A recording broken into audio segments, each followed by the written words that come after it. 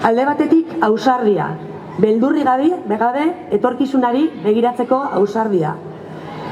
Irekitasuna, besteekin elkarrekin lan egiteko eta gauza berriak ikasteko irekitasuna.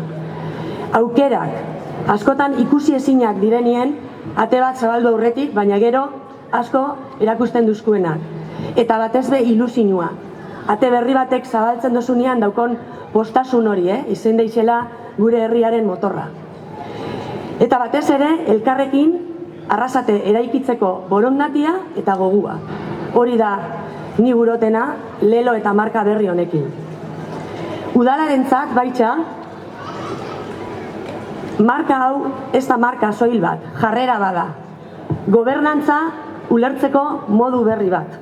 Herritarren eta eragileen ideiak, beraien ateak zabaltzeko, haien ekimenak tokia izan behar dute, eta haien espazioa behar dute. Ez gara herria espadauz.